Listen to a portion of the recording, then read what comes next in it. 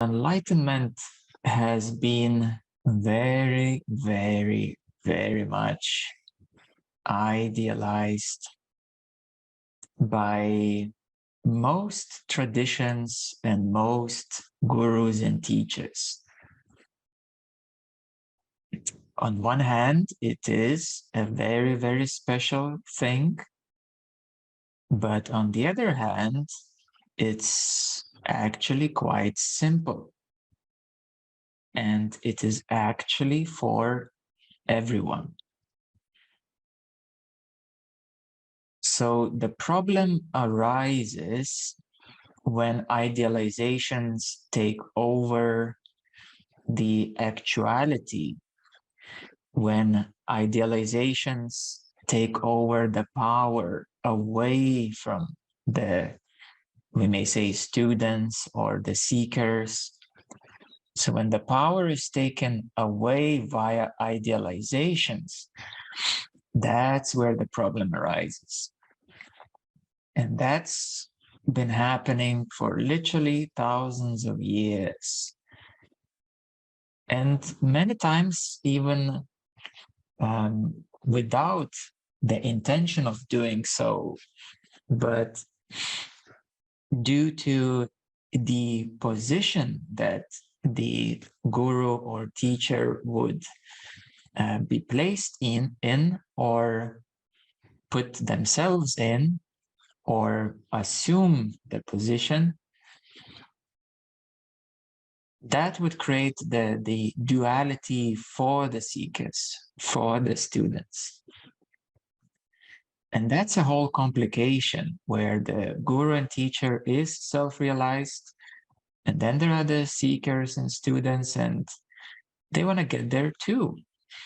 And the relationship between the teacher or the guide and the seekers and students is a very complex matter. If we take some examples of traditional Indian gurus, that's where a lot of, really a lot of idealizations are, and a lot of unclarity, and a lot of social, spiritual influences are. We need to, in order to uncover this whole complication, first of all, we need to understand that there are many teachers, many ways, and also many degrees of self-realization. So if we remove all the extras of enlightenment, which is idealizations, assumptions, traditional influences, like if it's a Buddhist religion or faith, then we remove all the rituals and all those extra things. If it's Hindu, we remove all those, again, rituals and extra things. And if it's self-enquiry, we remove all the denials and all the non-dual denials. And if we unwrap, we remove all the extras, which do give a lot of cause for confusion. And we look at the very core of it all, at the very basics, self-realization. What is it really about? Well, it's about realizing the self. Yes, it's about realizing who you really are, that essentially your nature is consciousness. It's the boundless awareness. And self-realization means realization. Yes, it's realizing, oh, I am that. I am not the body only. I am not the knower only. I'm not this energetic beingness only. I am that. I'm that awareness, pure consciousness. And that is realization what is at the very core. With a bit of help in the right direction, everybody can get there. It's just a question of effort, time, and help. And we remove those illusions and assumptions that you can't do anything about it, that it's super special, it's only for very, very old souls, it's according to some unknown mystified circumstances, and so on and so on and so on. No, that is not clarity. That is a lack of knowing what self-realization is really about. So anybody who speaks in these mystified or impossible ways, they have not come to complete clarity of what it really is, what it is really about, and how it really works. So enlightenment self-realization is realizing the self, pure consciousness, awareness. So that's pretty simple, actually. And in a matter of a couple of years, in most cases, we can help you to get to that. Now, self-realization does not mean self-actualization. It does not mean that you become a saint, that you renounce the world. It does not mean that you leave your daily life and go to live as a monk or a nun. These are all extras, all individual decisions. It's like there's a million roads to the ocean. If somebody went this particular road, it doesn't mean that it's your road. Now, the other big thing is the living part. How does one live once you realize yourself? How does one live? And again, in the Buddhist tradition, there is so much idealizations that it's the way of Buddha, that you have to be the most virtuous, saintful, renounceful being on the whole planet. And that's why it's impossible to match Buddha, because only Buddha can match Buddha.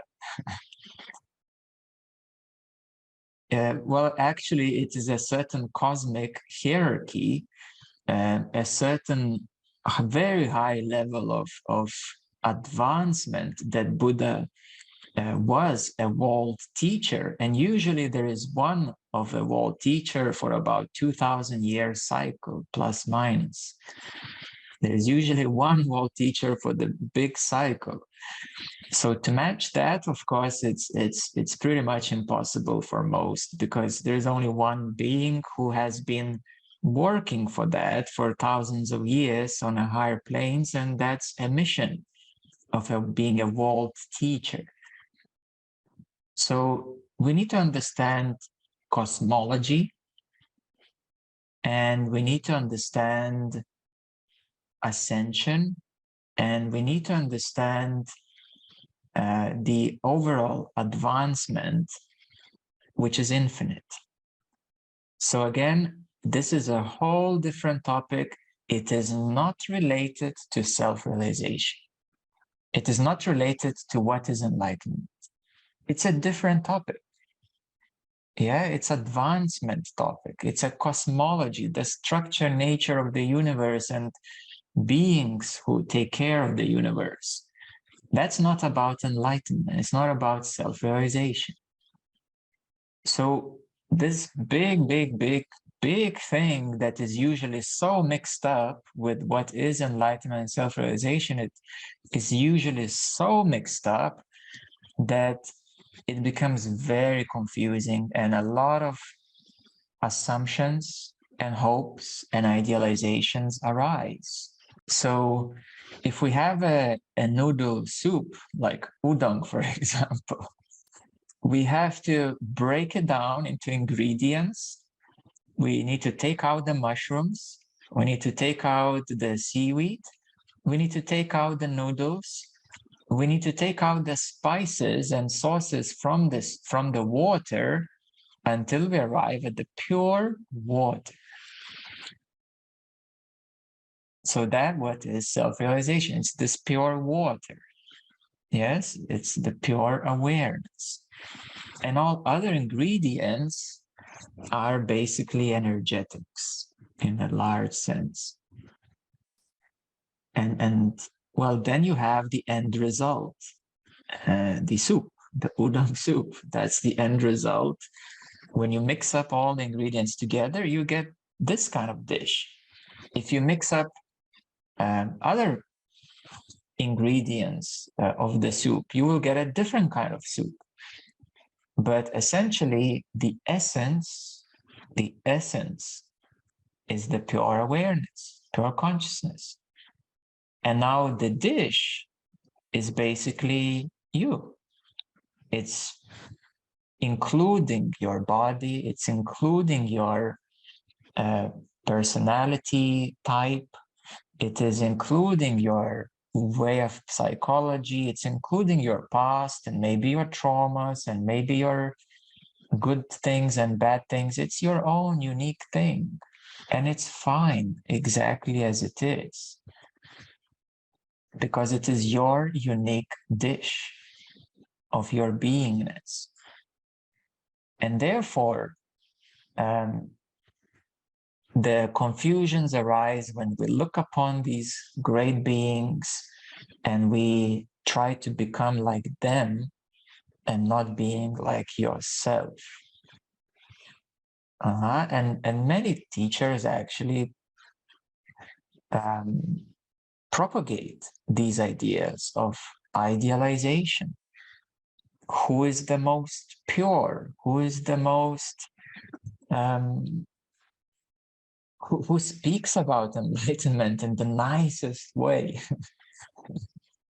Yes, who who can be the most beautiful guru? Who can be the most have the highest devotion to consciousness, and who can be the most intellectual about it all? Well, it's a game, isn't it? That's a game. Yeah, that's a game. This is the best game there is in the universe, by the way. You know, if you choose a game, choose the best one. Yeah, choose your way of expressing God nature. That's the best game there is, but it's a game, and it's totally fine. It's the expression of the God nature of your way of relating to that, to the self, which is you. So your way of relating to yourself, or in essence, your way of being yourself, expressing yourself. It's your way. But that's relative. That's relative. If you're a Muslim, you will have a particular way. You will perhaps look from a Muslim perspective. If you're a Hindu, you may have, create some nice ceremonies of honoring the self, the purity of the self. If you're a Buddhist, you might see some deeper nature of this and that, and also make some rituals and ceremonies too. If you're a Christian, you would see it as the nature of the Christ and liberation, salvation, and in the essence of Jesus' teachings and the love of the self or God. So there are many flavors, many ways, and it really depends on your background, on your cultural background. If you're Indian, most likely, but there are so many branches of Hinduism, of yogic traditions, and they're so different. Yeah. Jnana yoga of self-enquiry is 180 degrees different than bhakti yoga. So they can be absolutely different, and they're all valid, they're all good. So when we look at the essence, what it really is about, it's pretty simple. It's realizing who am I, who I am the self, realizing that. And then different teachers speak from different places or degrees. So if Ramana was speaking that everything is the self and the world is just an appearance, well, it doesn't mean that it is the same for everybody else. It was his way of seeing it. It was his deep integration into that. But there are many, many others who spoke differently. And the problem arises when a bunch of people flock around the teacher and everybody then assumes that it's only this way.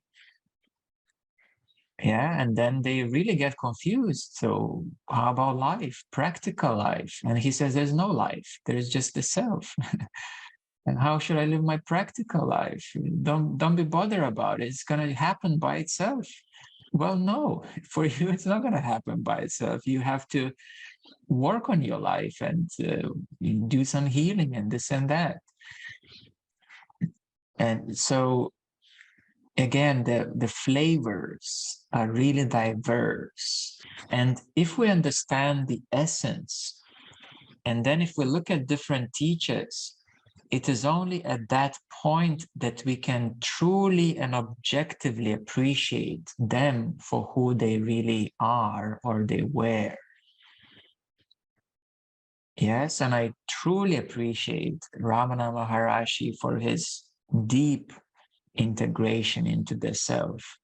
I truly appreciate Anandamayi Ma for her bhakti approach, because she was like that. And it's like, wow, it's so beautiful. And then the Satya Sai Baba was very different from the other two. He was very, very different. And he mainly spoke in Indian language. And yeah, he just did totally different thing. And then if we look at Krishna, well, his script Bhagavad Gita is a very, very special book. There is like so many jewels in it. Yes, and so then you can truly appreciate each of the teacher for who they really were. And then you can see, oh, this being has integrated in this way, and that's beautiful. And then there is another teacher who has taken a different road and integrated in that way, and that's super beautiful. And only when you get to know about 10, 20, or 50 teachers and see their way, their approach, and how they do it and how they were with an objective perspective, you can truly then appreciate. And then you will truly realize that there are many ways and it's all about the self, but then it's about your expression of the self. And at the same time, another confusion arises. Well, can I be enlightened or realize myself and not be a teacher? Of course you can.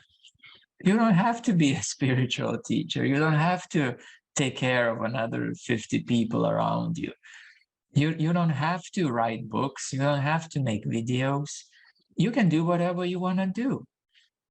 You can just enjoy gardening. You can enjoy doing sports. You can enjoy any kind of things you do, being a scientist, whatever. You can enjoy being yourself. So self-realization is really for everyone. Really, really for everyone. This is major point. And then hopes. That's a big one. People again mix up self-realization with all their dreams and hopes. So many hope, oh, that will be the ultimate happiness, and there will be no more problems, and probably I will be blissed out and just lay on the couch and be dysfunctional. And I'm not going to care about the world. I'm not going to care about job, money. I'm not going to care about family, people. I'm not going to care about even eating. What a fantasy it is. What an illusion that is. Yeah, this is total fantasy. Yeah. So these hopes and dreams and assumptions, again, get in the way, because then other people assume that, oh, if I get enlightened, I'm not going to care about my family and this and that. I can't do this. I love my family. And I need to make income to support my family. So no, I don't want enlightenment. I need to support my family. Again, totally not related. It's a wrong assumption. Yeah. So you see that there are so many assumptions that are wrong, that are in a wrong way, or wrong in an idealized way. And then there are many hopes. For example, the biggest one, that there will be no problems anymore. Well, there will be challenges, because every day is different and you interact with, so to speak, others, or whatever is in your environment, and problems arise. It's just the same. But you don't define it mentally as problem. You don't complain about the problem. You don't resist it. You don't deny it. You don't run away from it. You have a capacity, well, to deal with it. That's what happens. You increase your capacity to deal with stuff, whatever comes up. So that's what I can tell you. Problems will not be gone, but you will have capacity to handle and deal with anything that will come your way, and most likely pretty being okay about it all, because you're not going to complain anymore about it. You're not going to nag like that. So these mental problems, yeah, the anxieties, the fears, the complaints, the worries, the doubts and confusion, well, these things do clear up to a certain degree that you have worked on it. They clear up. Again, not totally, completely, no, to a degree that you have worked on it, to the degree that you did all your psychological healing, emotional healing, trauma healing, and understanding the conditioning of all of it. To that degree that you have worked on it, that's your capacity of dealing with stuff. And you will have a lot less resistance and a lot less avoidances, and you'll just, yeah, I can do it. I'm just gonna do because it's needed right now, and that's it. You don't, there's no more big resistances as such.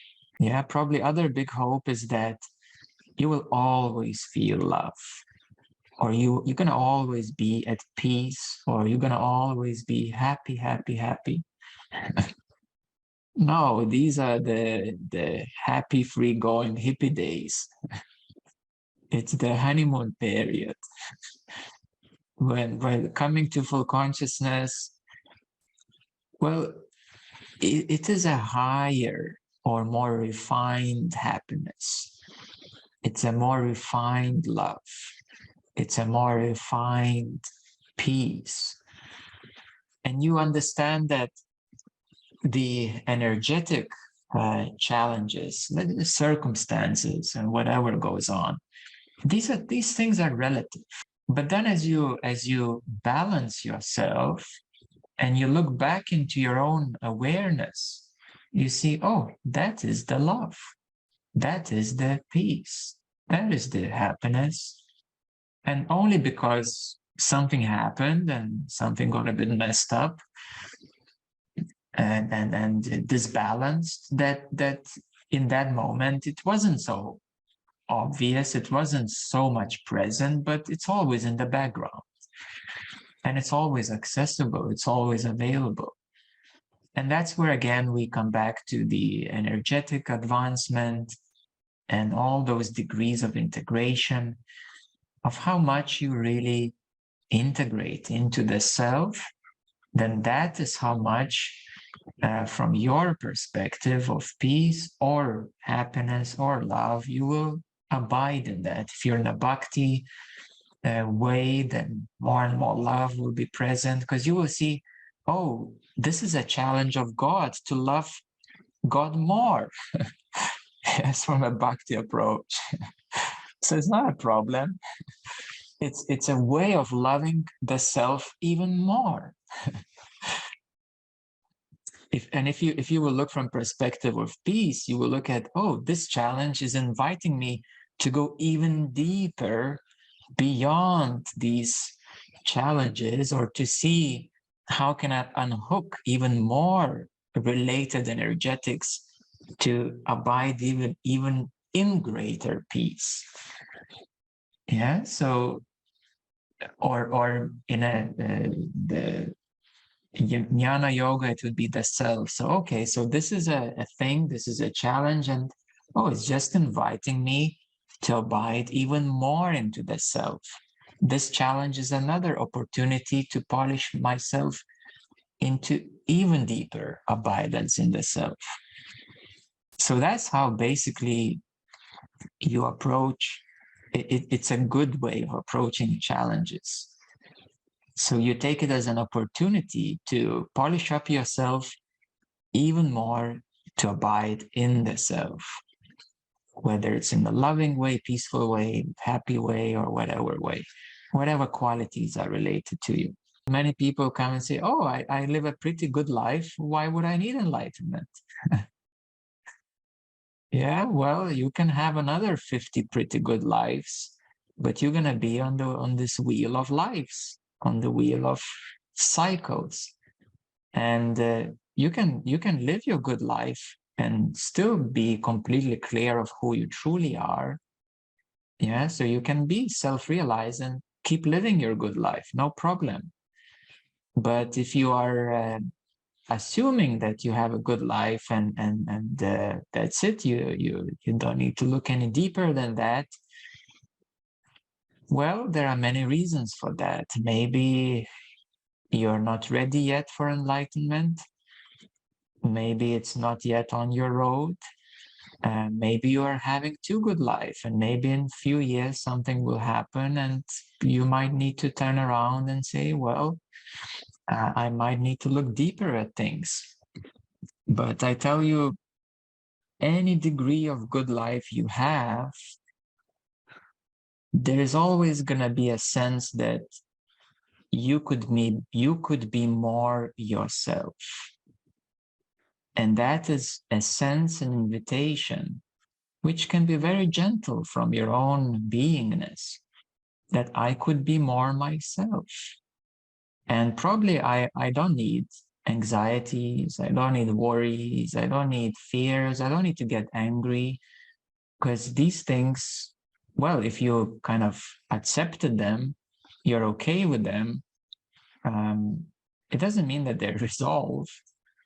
Yeah, it doesn't mean that you're unhooked from them. So many people can accept, the challenges and just kind of make peace with them, but it's not a resolution. And then they take all those things that they'd made peace with, they take them to another lifetime to work on them. That's what usually happens. Now, again, I don't want to scare anybody out, that you have to get enlightened, that you really have to do it. Otherwise, you can't live without it. No, again, it's your own individual path. If you need a year, if you need 5 years, 10 years, 100 years, 1,000 years, whatever invitation you have from your inner self, that's fine. Yes, but what I found is that it's the best thing there is. Even though I had a lot of good life experiences and literally fulfilled all my dreams, and some of them were very hard to fulfill. I had to sacrifice a lot of stuff for that and had to face a lot of challenges. But I did it. And when I got that done, I realized, well, that was a dream. And I did that. It happened, and then it's fulfilled. But it's not about self-realization. It's just a cycle of life. It's just a particular life experience, particular cycle of life that came to completion and fulfillment.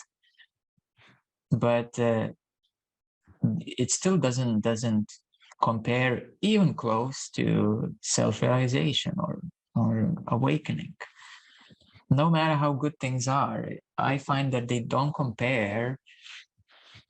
Like if somebody would just drop me, whatever amount of this and this and that, or love, or in a relative way, wealth or love or health or and so on, but with the one condition that you're not gonna be self-realized. You can get all the treasures, but not self-realized. You can have, the most loving relationship, but not self-realized. You can be healthy like a radish, but not self-realized. No, that would be a problem. I would say no. I would say no, because I would know that it's not gonna last. And that's actually the example of Buddha, that he was a prince and he was treated with the most highest revered of ways, and he just had to get out of it because he felt something is not right. And when he got out of the palace, he saw life, suffering, diseases, death. You can't avoid that. And even if somebody would offer me, oh, I'm going to give you a med bed and you can just stay healthy for another 1,000 years. No, I would still choose self-realization. What's the point in 1,000 or millions of years if you're not yourself? If you're not really free, then it just becomes another kind of cycle of experience. A good chef can cook a good dish. An athlete can run very quickly or jump very, very far.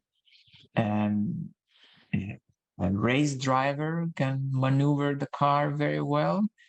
And a yogi who has worked for 10, 20, 50 years on certain ability can have that ability. But not everybody will be a good chef, even if they like cooking. Not everybody will be the Olympic medal winner, even if they like athletics. And not all yogis will get specific powers if they work on them. But again, it has nothing to do with self-realization. Yeah, it's a relative stuff. And the more you know yourself, the more you settle into yourself, you will see how beautiful that is. You are. How loving this pure awareness consciousness is, how joyful, how peaceful, how super, super beyond super intelligent it is. The more you know it, the more you are that. There is a saying, the more you know God, the more you are God. Well, that's the whole integrative part and deconditioning part and seeing that you return your power back to yourself and you return your unconditional love back to yourself, and that you're not leaking your energies anywhere unnecessarily. Now, can there be anything better than that? No.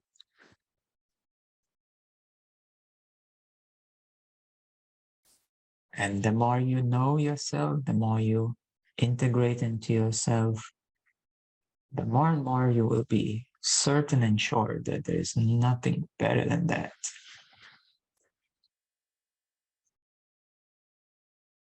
What could be better is probably more harmonious energies, less mental, emotional issues. But these are conditionings. These are the diseases of the emotions and mind and psychology and traumas and nervous system. These are diseases. Now, these could be less for sure. I agree 100% with all of you. You would just feel more amazing. That's the fact. You would feel more and more amazing. Now, that would be better and better for sure. Won't argue with that.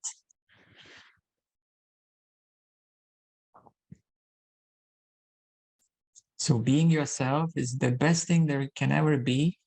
And then harmonizing all these diseases or problems of the mind, emotions, and so on, health and all these other things, it certainly makes you happier. Yeah, so this is the ABC, the basics, the foundations, the essence of what is self-realization. Everything else is extra. Don't get confused about extras. Extras are extras.